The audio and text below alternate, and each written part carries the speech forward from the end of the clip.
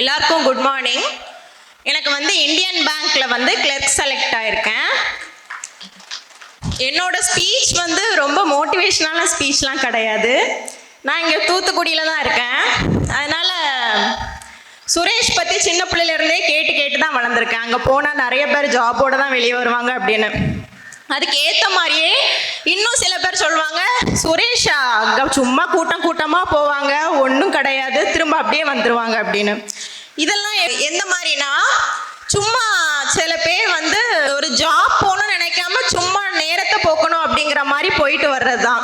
ஆனால் ஒரு மோட்டிவேஷனோட நம்ம கண்டிப்பாக போனால் ஜாப்போட தான் வரணுங்கிறவங்களுக்கு சுரேஷ் எப்போவுமே ஒரு தன்னம்பிக்கையாக தான் இருந்திருக்கு.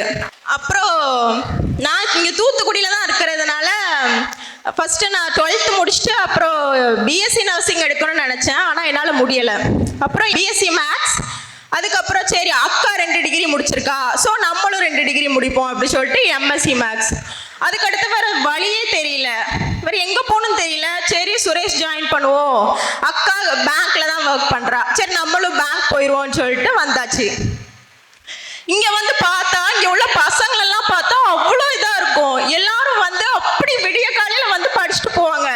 நான் நல்லா ஜாலியாக அப்பா பைக் வாங்கி கொடுத்துருக்காங்க, நான் கிளாஸில் உட்காந்துட்டு போயிட வேண்டியதுதான். எனக்கு இதெல்லாம் அந்த பசங்களெல்லாம் பார்த்தா அப்படி இருக்கும், எல்லாரும் அப்படி படிப்பாங்க. எனக்கு இதெல்லாம் பார்த்தா ஒரு பயம்தான் இருந்துச்சு, தவிர எந்த மோட்டிவேஷனுமே வரல. அப்புறம் நிறைய அச்சீவர்ஸ் மீட்டிங் சொல்லிட்டு பெரிய பெரிய கட் அவுட்லாம் இருக்கும். அதை பார்த்தோம் என்ன நம்மளால முடியலையேன்னு சொல்லிட்டு ஒரு ஏக்கம் தான். அதுக்கப்புறம் தான் ஒரு 2 இயர்ஸ் ஆனதுக்கப்புறம் என்னை நினச்சி எனக்கே பயம் வந்துச்சு. இவ்வளோ நாள் ஸ்கூலு மேக்ஸ் பயோ எடுக்கணும்னாங்க, அதுக்கடுத்து பிஎஸ்சி மேக்ஸ் எடு அப்படின்னு எல்லாரும் ஒரு ஃபோர்ஸ் பண்ணி என்னை தள்ளிட்டே இருந்தாங்க. அதுக்கப்புறம் பார்த்தா இது நானே எடுத்த ஃபீல்டு, என்னோட தாட்டில் நான் வந்தது. அதனால இதில் நான் இதில் அச்சீவ் பண்ணலன்னா இனிமேல் நான் என் வாழ்க்கையில் எடுக்கிற எல்லாமே ஃபெயிலியர் தான்.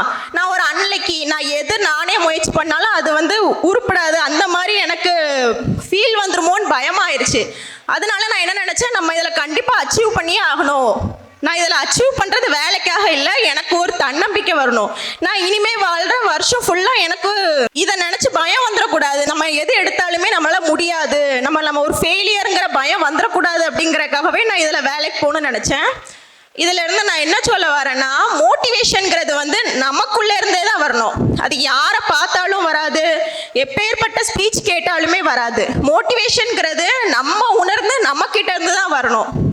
தேங்க்யூ. சுரேஷ் IAS அகாடமி, வெற்றியின் முகவரி.